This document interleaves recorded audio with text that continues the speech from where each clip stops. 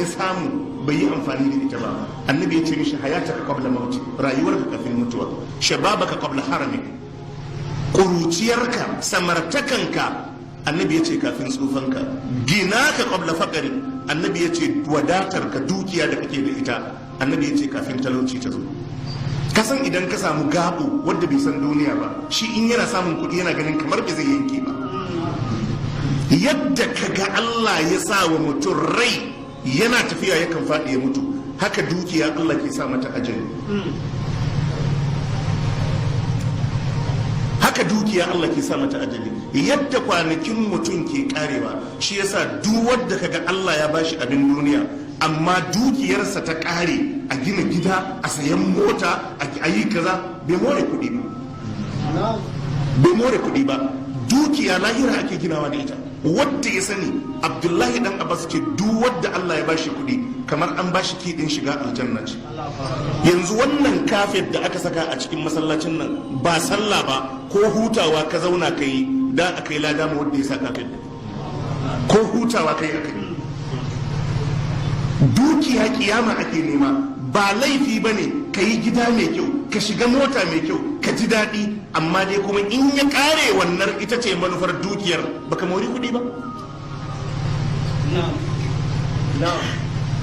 Annabi sallallahu alaihi wasallam ya ce faraga ka qabla shughlik, dama da ka samu na lokaci kafin abubuwa su addabe ka shagaltu. Duk lokacin da ka samu ranar lokaci, ka san wani haka kawai fim wannan fim, Hausa fim, zai je kalli part 1 part 2 part 3 awa 3 a banza. Me fim yake kara maka? Wani ci gaba? Tun da kake ka taba shiga wani gida kaje ka samu mijin yana waka matar gidan tana amsawa, ba ƙarya ba ne? Wani gida ne ka gani a angonku matar tana waka mijinta yana amsawa? Ba ta lokacin ka kawai da kai, ba ta lokacin ka kawai da kai. Yaushe za ka ba wa fim awa 3 a rayuwarka? Sai dai wadda bai san kimar lokaci, sai dai wadda bai san kimar lokaci ba. Faraga ka qabla shughlik, annabi ya ce karibaci lokaci da kake da shi kafin abubuwa su addabe ka. Sai hata ka qabla saqami, annabi ya ce kuma ka amfani lafiya kafin rashin lafiya. Lokacin da ka ji lafiyar ka kalau, ka yi marmaza ka ribaci lokacin lafiyar. Wani yanzu haka maganar da muke yana asibiti, ya fi wata 3 a asibiti, ko bakin gate bai taba takawa ba. Yana kwanci a cikin asibitin ya fi wata 3 bakin gate bai taka ba.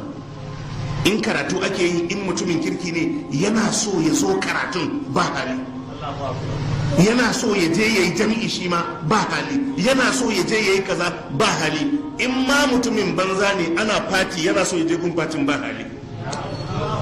Haka ne ko ba haka ba? Haka ne. Saboda haka lafiya ka yi amfani da ita. Yan uwa, wannan lokaci da ke gaba gare mu lokaci ne da kowa ya kamata ya yi amfani da damarsa ya ribaci abin da ke gaba gare mu na watan Ramadan.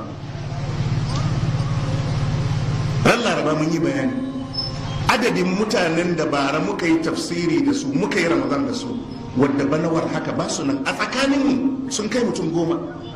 Wata ilbaɗi kuma a yi da kai ko ba a yi da kai ba. To ashe duk lokacin da mai hankali ya gan shi a raye, amfani yake yi da wannan dama.